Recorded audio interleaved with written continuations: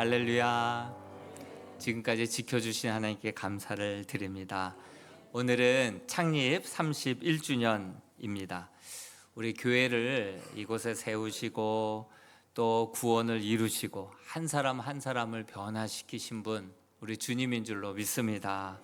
그러므로 정말 우리가 다시 한번 되짚어보고 다시 한번 우리 마음속에 다짐할 것은 우리가 여전히 앞으로도 붙들어야 될 것, 은혜, 오직 믿음, 이것인 줄로 믿습니다. 로마서 1장에서는 지금까지 이제 오직 은혜, 오직 믿음, 오직 복음에 대해서 말씀을 해오고 있는데요.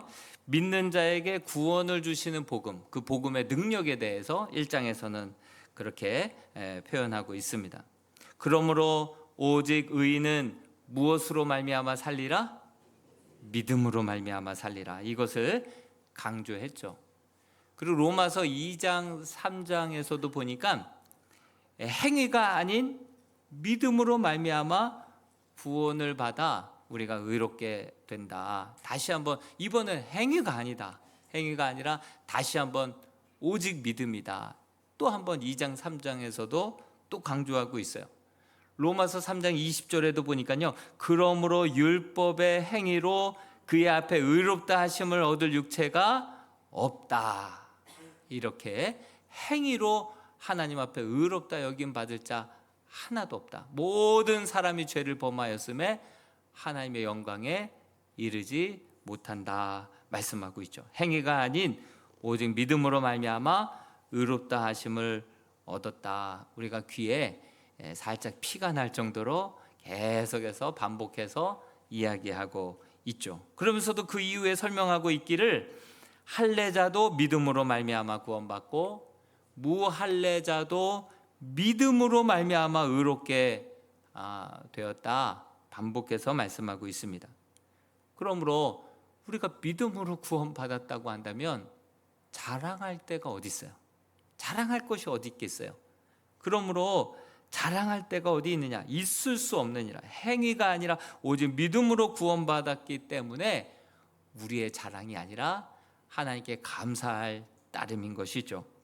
그러므로 믿음으로 구원받은 자라면 이제 율법 없이 그냥 마음대로 행해도 되느냐?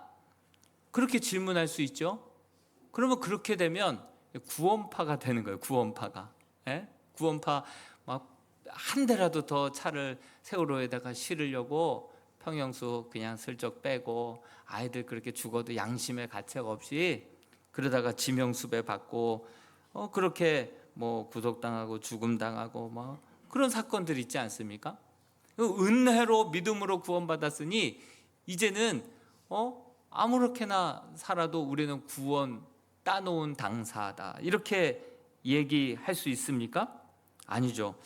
하나님의 은혜를 깨닫고 하나님을 사랑하면 이제 율법은 저절로 자원하는 마음으로 지키고자 하는 마음과 열정으로 주를 따르게 되는 줄로 믿습니다. 이래야 한다 저래야 한다 하면 사람들이 다 지키는 척만 하고 종교 생활합니다.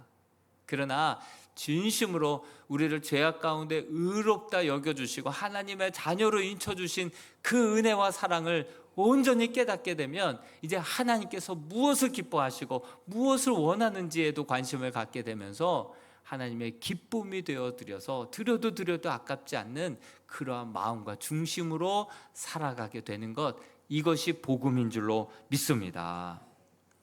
그러므로 로마서 3장 31절에는 아니다, 믿음으로 말미암아 우리가 구원을 받았다고 해서 율법을 파기하겠느냐? 같이 한번 읽어보겠습니다. 31절입니다. 시작. 그런즉 우리가 믿음으로 말미암아 율법을 파기하느냐? 그럴 수 없느니라. 도리어 율법을 굳게 세우느니라. 그렇습니다. 이렇게 말씀을 이제 3장 마지막 절에서 이야기하고 4장에 넘어가서는 이제 믿음으로 의롭다 함을 얻은 사람을 예로 들어서 두 명을 이야기하고 있어요. 누구냐면 아브라함과 다윗, 그 두 사람을 샘플로 예시로 들고 있는 것입니다. 이분들이 행위로 구원받은 자들이 아니라 믿음으로 말미암아 의롭다 여김을 받고 구원함을 받은 사람의 대명사다. 이렇게 예로 들고 있습니다. 우리가 경기를 보더라도 관전 포인트를 아나운서들이 얘기하지 않습니다. 어떤 관점으로 이번 경기를 한번 보시면 더 재밌을 거라고. 우리가 이 로마서를 읽을 때 훨씬 더 흥미롭게 읽으려면 어떤 관점으로 읽어야 되느냐, 한번 내가 유대인이라 생각하고 유대인의 관점에서 한번 성경을 읽어보면 아주 흥미롭습니다.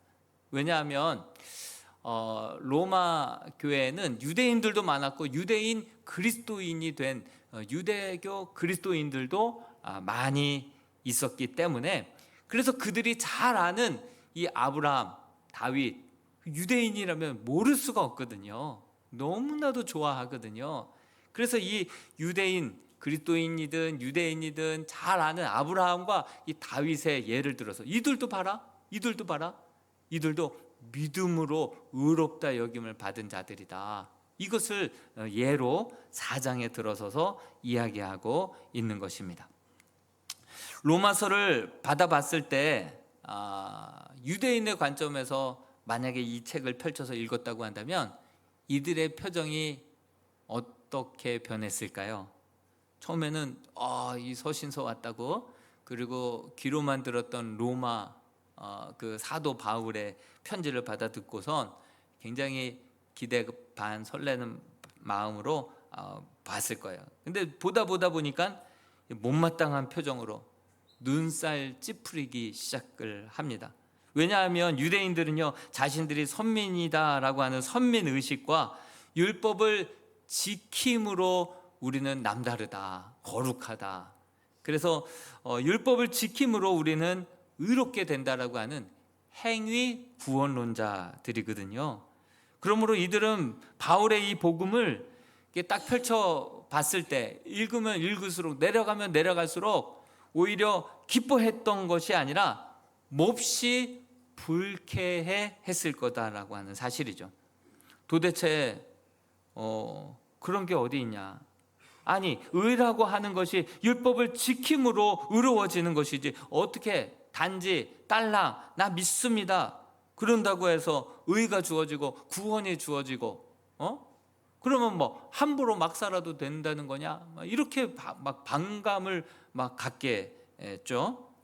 그래서 로마서 4장 내용을 보면요, 정말 딱 한마디로 축약을 해서 말씀을 드린다고 한다면, 구약 성경에서도 이신칭의, 이신 믿음으로 말미암아 칭의, 의롭게 된다라고 하는, 구약 성경에서도 분명히 이신칭의를 이야기하고 있다. 그 예로서 아브라함과 다윗을 들어서 우리에게 말씀해주고 있는 것이죠. 아브라함은요, 율법이 주어지기 430년 전의 인물입니다. 모세를 통해서 율법을 주시기 430년 전의 인물이에요. 그리고 이 아브라함도 그렇고 다윗도 그렇고 오히려 예수 그리스도가 오시기 전의 사람들 아닙니까? 이들 역시도 행위로 의롭다 여김을 받는 것이 아니라 믿음으로 의롭다 여겨주시고 하나님의 자녀로 여겨주신 것이다. 그렇기 때문에 이들이 의로워진 것이고 구원받게 되고 하나님의 자녀가 되었다라고 말하고 있습니다. 그러니 자랑할 것이 하나도 없다, 이렇게 이어서 말하고 있죠. 우리의 행함을요, 이사야서 64장 6절에 이렇게까지 묘사를 하고 있어요. 우리의 행함을 한번 64장 6절 말씀을 읽어보겠습니다. 시작. 무릇 우리는 다 부정한 자 같아서 우리의 의는 다 더러운 옷 같으며 우리는 다 잎사귀같이 시들므로 우리의 죄악이 바람같이 우리를 몰아가나이다.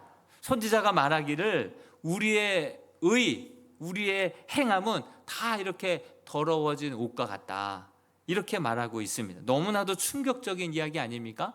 로마서 3장 말씀도 읽다 보면 가르치는 자가 자기는 가르치지 못하고 율법을 지킨다고 하는 자가 정말 면밀히 보면 더 지키지 못하는 그런 모습들을 바라보면서 우리가 정말 우리가 행하는 그 종교 활동들, 행동들, 이 모든 것들은 하나님 앞에, 거룩하신 하나님 앞에 섰을 때 깨끗한 옷이 없다는 거예요. 의롭게 설 자, 행함으로 구원에 이를 자 한 사람도 없다라고 말씀하고 있습니다.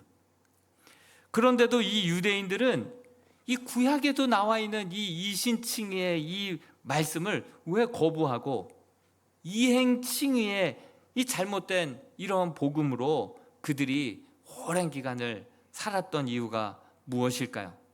그들이 분명히 하나님의 계명대로 지키지 못하고 우상을 숭배하고 교묘하게 교만하고 거짓되고 음란하고 그러다 보니까 하나님께서 참으시다가 결국 그들을 그냥 감옥 생활하듯이 바벨론 포로 생활로, 아수르 포로 생활로 그렇게 하나님께서 그렇게 정말 정문일침 가하시면서 그렇게 이방 나라에 포로로 잡혀갔다가 다시금 5세기에 돌아왔죠. 돌아왔을 때 그들은 뼈아픈 깊은 성찰을 하게 됩니다. 우리가 이렇게 된 것은 바로 율법을 어겼기 때문이야. 그래서 우리가 이렇게 심판받았던 거야. 맞죠? 그 말이 맞아요. 아주 거기까지는 아주 맞습니다. 그런데 여기서 더 극대화되어서 그들은 역으로 율법을 어겨서 심판을 받았으니 율법을 지켜야 구원을 받는 거야, 이렇게까지 생각하게 이르게 된 것입니다. 그래서 성경을 잘못 곡해하기 시작합니다. 그것은 율법주의이며 공로주의이죠. 정말 행위를 통하여서 구원에 이른다. 이거는 그 생명의 종교를 그냥 단지 사람의 종교로 전락시켜 버리는 꼴이 되었습니다. 여러분, 구약의 성경도 신약의 성경도 분명히 의로서, 믿음으로써 우리는 의롭게 된다, 이렇게 말씀하고 있는데, 그 유대인들이 너만 성경이 있냐? 나도 아침 저녁으로 성경이 있는다. 너만 잘하냐? 나도 잘한다. 그러면서 이 성경을 완전 잘못 곡해해버렸죠. 그래서 여러분, 성경 공부가 필요하고, 그래서 제자 훈련이 필요한 거예요. 이번에 제자 훈련을 저녁반, 낮에반 뭐 골고루 만들어 놨는데도 폐강 위기에 있는 반들이 있어요. 지원을 안 하시니까. 여러분들 흘려 보낼 수 있고, 뭐 드라마 보고 뭐 핸드폰 보고 그냥 흘려 보내고 죽을 수 있는 그 시간을 생명의 시간으로 바꿀 수 있는 정말 그러한 용기가 저와 여러분들에게 있게 되기를 간절히 소망합니다. 제자훈련 폐강되는 반이 없도록. 담임 목사가 한다니까 다들 부담스러운 것 같아요. 다들 어려워하고 부담스러워 하시는 것 같아요. 여러분들 지원하셔서 정말 이 하나님의 말씀을 많이 아는 게 중요한 것이 아니라 바르게 알아야 되는 거예요. 바르게 알아야 돼요. 그것을 아는 게 중요한 것이 아니라 그것을 한 말씀이라도 삶에 옮겨야 되는 것이에요. 아브라함의 경우를 한번 볼까요? 우리 로마서 4장 3절에 바울이 그 아브라함의 생애를 이렇게 묘사하고 있어요. 같이 한번 읽어보겠습니다. 4장 3절입니다. 시작. 성경이 무엇을 말하느냐? 아브라함이 하나님을 믿음에 그것이 그에게 의로 여겨진 바 되었느니라. 창세기 15장 6절의 말씀을 그대로 인용해 왔는데요. 창세기 15장 6절 말씀도 같이 한번 읽어보겠습니다. 시작. 아브라함이 여호와를 믿으니 여호와께서 이를 그의 의로 여기시고. 뭔가 할례를 행하고 율법을 계명을 지켜서가 아니라 그 아브라함이 할례를 받은 이야기는 창세기 17장에 나오거든요. 17장 끝자락에 나오거든요. 뭔가를 행했기 때문에, 율법을 지키고 행했기 때문에 그가 의로워진 것이 아니라 하나님께서 15장에 이미 여호와를 믿는 그 믿음을 하나님께서 그의 의로 여겨주시사 그를 의롭다 여겨주셨다라고 하는 사실입니다. 행위 때문이 아니라 믿음 때문인 것이죠. 그러면 유대인들이 막 반발할 것입니다. 아니, 너희만 성경하냐? 내가 아는 아브라함 봐라. 본토 친척 아비집을 떠났다. 할례를 받지 않았느냐? 뭐 하나하나 막 이렇게 따지고 들 수 있죠. 그러나 이 아브라함의 전 생애를 한번 곰곰이 살펴보고 성경을 다시 한번 읽고 또 읽어보다 보면 사실 아브라함의 전체 생애로 볼 때 아브라함이 잘한 일보다 잘하지 못했던 일들이 훨씬 더 많았던 것을 보게 됩니다. 하나님께서는 자식을 주시겠다 약속했는데 아브라함은 그 약속을 믿지 못하고 오히려 조카 롯이나 자신의 엘리에셀을 통해서 내 자손이 이어지게 하소서, 그렇게 대답을 했었죠. 또한 그의 아들을 끝까지 기다리지 못하고 첩을 통하여서 아들 이스마엘을 그렇게 낳게 되었죠. 기다리지 못한 것입니다. 심지어 자기 아내를 아비멜렉이라고 하는 그 왕 앞에서 자신의 누이라고 속입니다. 자기 살자고 자기 누이라고 속입니다. 여기서 우리 여성들은 가만히 있을 수는 없어요. 가만히 있어서도 안 돼요. 아니, 남편 믿고 한평생을 같이 따라 나섰는데 이 위기의 순간에 자기 살자고, 믿음의 조상이 지금 이렇게 했다니까요. 믿음의 조상의 모습이에요. 아브라함은 그렇게 못 살았어요. 하나님 앞에서뿐만이 아니라 인간적으로 보더라도 아버지 정말 결점이 많은 그런 사람이었다는 것이죠. 그런데 하나님께서는 그를 의롭다 여겨주셨어요. 왜요? 아브라함이 하나님을 믿으니 그것을 의로 여기시고 그를 의롭다 여겨주신 거예요. 의롭다 여겨주신 것은 의롭다는 거예요? 의롭지 못하다는 거예요? 의롭지 못하다는 거죠. 그러나 하나님을 믿는 믿음, 하나님의 약속을 믿는 믿음으로 말미암아 의롭게 여겨주신 거예요. 칭의, 여겨주셨다라고 하는 사실입니다. 아브라함이 믿음으로 의롭다 함을 얻었고 믿음으로 구원을 얻었다 하는 것이 어떤 의미를 갖습니까? 정말 이것은 아브라함이 구원을 받았던 원인이 자기 자신에게 있었던 것이 아니라 바로 아브라함이 믿었던 하나님으로 말미암아 구원이 임했다. 그러므로 자기가 자랑할 것이 하나도 없는 거예요. 에베소서 2장 8절에도 그 하나님께서 구원을 믿음에 두셨지 행위에 두지 않았다. 이것은 누구든지 자기의 행위로 말미암아 구원을 얻게 되었다는 것을 자랑하지 못하게 하기 위함이다. 구원을 행위에 두지 않았다. 이렇게 반복적으로 말씀하고 있습니다. 로마서 4장 2절에서도 만일 아브라함이 행위로서 의롭다 하심을 받았으면 자랑할 것이 있으려니와 하나님 앞에서는 없다. 자랑할 것이 없다. 이렇게 말씀하고 있습니다. 그것만으로는 또 유대인들에게 설득이 부족하니까 다윗까지 예를 들어서 이야기합니다. 다윗은 어떻습니까? 이스라엘이 가장 존경하는 인물 아닙니까? 그 다윗의 믿음에 대해서도 4절에서 8절까지 바울이 어떻게 설명하고 있습니까? 일상에서 흔히 있는 그 일의 경험을 통하여서 다윗의 믿음을 설명하고 있습니다. 일하는 자에게는 그 삭시 은혜로 여겨지는 것이 아니라 보수로 여겨지는 것이 당연하지 않냐, 이렇게 이야기하면서, 그렇지만 다윗은 일로 따진다고 한다면, 바로 다윗은 정말 자기가 한 일로 따진다고 한다면 바로 이런 사람이다. 이렇게 행위로 따진다고 한다면 하나님 보시기에 다윗은 이런 사람이다. 이렇게 말씀하고 있는데요. 그것이 4절에서 5절까지의 말씀입니다. 4절에서 5절 말씀을 한번 읽어보겠습니다. 시작. 이를 아니할지라도 경건하지 아니한 자를 의롭다 하시는 이를 믿는 자에게는 그의 믿음을 의로 여기시나니 일한 것이 없이 하나님께 의로 여기심을 받는 사람의 복에 대하여 다윗의 말한 바. 그리고 다윗이 어떻다는 거예요? 우리가 알바로 따진다고 한다면, 여러분, 알바생이 그냥 일할 때마다 늦어요. 그리고 문자 예고 없이 빠져요.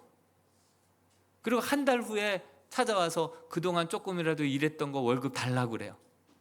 그러면 여러분, 주인된 입장에서 일하지도 아니하고 그 미리미리 알리지도 않고 대처할 시간도 주지 않고 이렇게 일한 사람을 계속해서 고용할 수 있겠어요?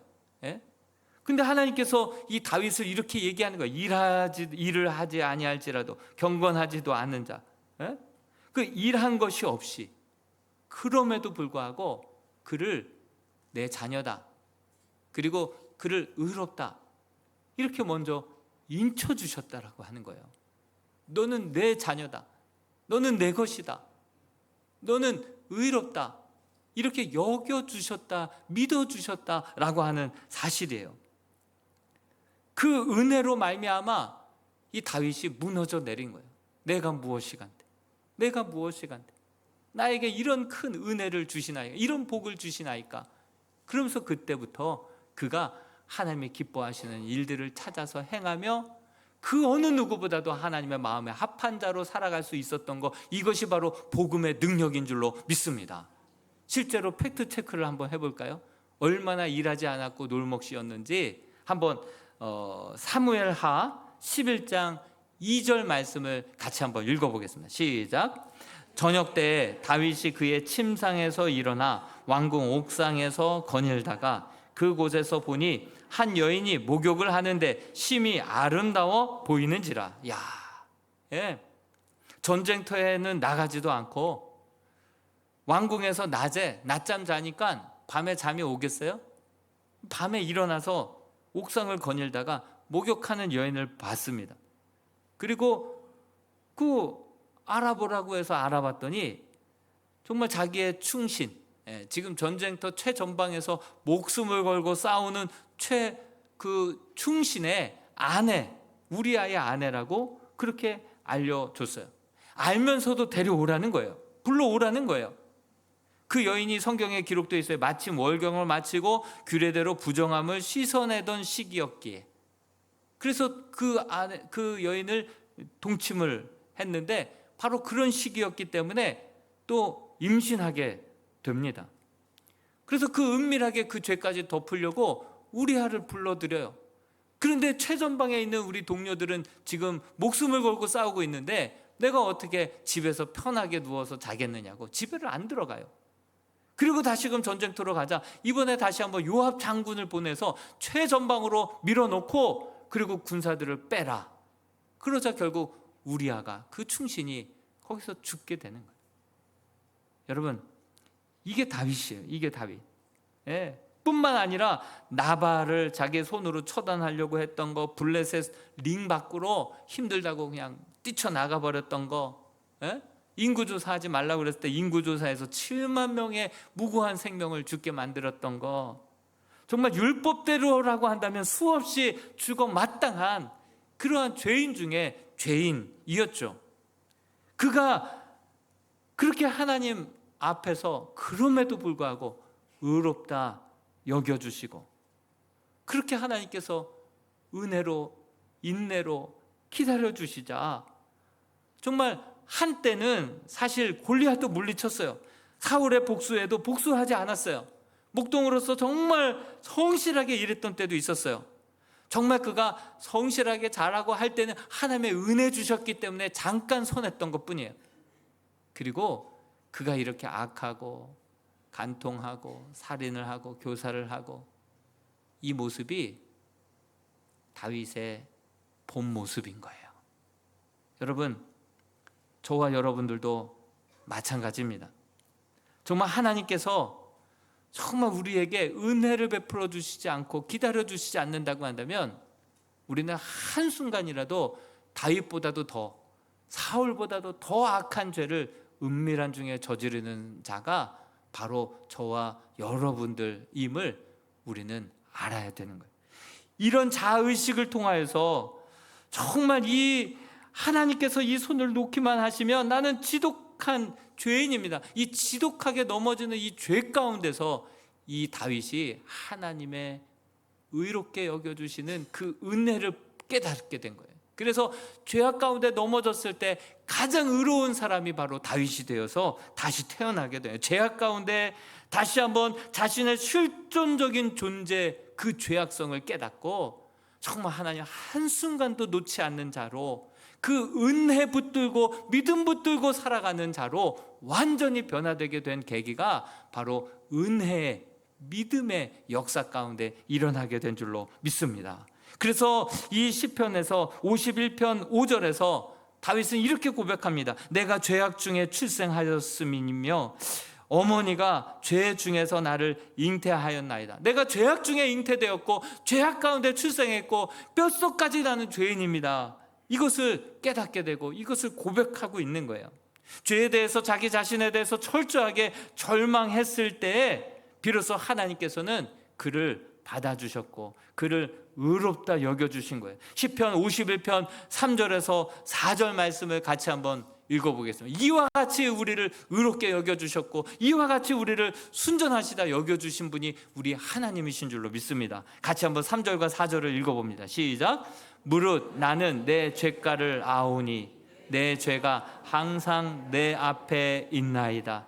내가 주께만 범죄하여 주의 목전에 악을 행하여 싸우니 주께서 말씀하실 때 의로우시다 하고 주께서 심판하실 때 순전하시다 하리. 이렇게 죄악 가운데 잉태하고 출산하고 내가 이렇게 죄인이라는 것을, 아니 오히려 사울보다도 하나님 손 놓았을 때 더 악한 살인죄와 교사죄와 그 간통죄를 저질렀던 그러한 다윗이 오히려 그 죄악을 깨닫고 주 앞에 엎드렸을 때 하나님께서는 오히려 말씀하시기를 그렇게 의로우시다, 순전하다, 이렇게 우리에게 인쳐주시는 거예요. 여러분, 이런 사랑을 온전히 깨달았을 때 복음이라는 것은 말도 안 되는 거예요. 이런 상황 속에서도 이신칭이 의롭다 여겨주셔, 내 자녀다 여겨주셔. 여러분, 이 사건이 오늘날에도 발생했다고 한다면 이것이 세상에 알려지면 대서특필 날 거예요. 사람들이 그 밑에다가 댓글로 엄청나게 개독교라고 기독교를 혐오하고 또 혐오할 거예요. 예.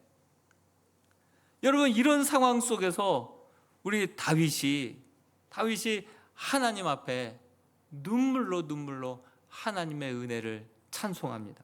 우리 시편 51편 10절에서 12절 말씀을 같이 한번 읽어보겠습니다. 시작. 하나님이여 내 속에 정한 마음을 창조하시고 내 안에 정직한 영을 새롭게 하소서. 나를 주 앞에서 쫓아내지 마시며 주의 성령을 내게서 거두지 마소서. 주의 구원의 즐거움을 내게 회복시켜 주시고 자원하는 심령을 주사 나를 붙드소서. 나는 주께서 붙잡아 주실 때에만 조금 잘했을 뿐이지 내가 못한 것은 내 원래 모습입니다. 그러니 나를 주님 앞에서 멀리하지 마시고 성령을 거두지 말아 주시옵소서. 나를 놓는 순간 나는 사울보다도 더 악한 존재일 뿐입니다. 나를 붙잡은 손을 놓지 말아 주시옵소서. 다윗은 알았습니다. 난 의롭다 여겨주시는 그 의로 말미암아 나는 의로워질 수 있을 뿐이지 나의 행실로는 절대로 하나님 앞에 의로울 수 있는 존재가 아니라는 것을 깨닫게 됩니다. 그때부터 하나님 손을 놓지 않고, 하나님 이 손 놓지 말아달라고, 하나님 나에게서 주의 성령을 거두지 말아달라고, 그렇게 하나님 앞에 은혜를 붙들고 살던 그 다윗은 하나님 앞에 정직했고 하나님 앞에 그 하나님의 기뻐하시는 일들을 행하고 하나님이 기뻐하시는 성전도 지어드리고 싶었지만 네 손에 피가 가득하다 했을 때 더 많이 준비하고 드려도 아깝지 않게 준비해서 솔로몬 때에 그 성전을 짓게 하면서 오히려 마지막 숨을 거두는 순간까지 하나님 앞에 정말 나를 의롭다 여겨주신 하나님 앞에 의롭게 진실되게 정직하게 하나님의 마음에 합하게 살아가는 복음의 사람이 된 줄로 믿습니다. 이것이 복음입니다. 이것이 복음입니다. 나를 의지할 게 없고 오직 은혜, 나를 의롭다 여겨주시고 나를 하나님의 자녀로 여겨주신 그 하나님의 놀라우신 은혜, 그 믿음으로 나아갈 때 그 이후에 칭의 또한 성화, 오늘보다 내일 더 거룩한 모습이 있게 될 줄로 믿습니다. 제가 제 자녀들에게 그래도 목사인데 예배 시간 늦으면 안 되고 떠들면 안 되고 뭐 이런저런 율법적으로 아이들을 막 가르치고 체근하고 했던 기억이 나요. 그러다 보니 사람들 앞에서는 그렇게 하는데 아무도 보지 않을 때에는 또 무너지고 약한 거예요. 그렇지만 이번 또 수련회 가서도 또 이렇게 회개한들 또 반복해서 지을 죄인데 이거 시간 낭비 아닌가. 그런데 하나님께서 내가 너를 있는 모습 그대로 사랑한다. 의롭다 여겨주신 거예요. 사랑으로 품어주신 거예요. 거기서 펑펑 울고 눈물 흘리고 그 하나님의 인쳐주시, 의롭다 여겨주, 자녀로 인쳐, 내가 너를 사랑한다. 누가 뭐라 그래도 너는 내 자녀다. 그 하나님의 놀라운 은혜를 경험하고 의롭다 여겨주시는 그 은혜를 경험하고 그 이후로는 누가 보든 안 보든 군대에서도 1시간 넘게 하나님과의 교제 시간을 갖고 삶을 하나님께 드리고 누가 보든 안 보든 내가 잔소리하든 안 하든 그게 목사 아들이야 이렇게 얘기하든 안 하든 하나님 앞에서 진실되게 정직하게 살아가려고 몸부림치는 모습을 바라보면서 여러분 이게 복음인 줄로 믿습니다. 이게 복음의 시작이고 이게 로마서가 이게 루터가 깨달았던 복음, 바울이 붙잡았던 복음, 유대인들이 이해 못했던 복음, 이 복음으로 말미암아 우리가 칭의 의롭게 되고 정말 하루 하나님 기뻐하시는 일들을 행하고 드려도 아깝지 않는 마음으로 다 드려도 더 드리지 못한 죄송한 마음으로 정말 거룩하고 진실되게 살아가는 그런 복음의 사람, 그러한 사람들이 우리 31주년 정말 이 뜻깊은 주일에 마음속에 다시 한번 그 은혜 붙들고 살아갈 수 있는 저와 여러분들 될 수 있기를 주님의 이름으로 축원드립니다. 기도하겠습니다.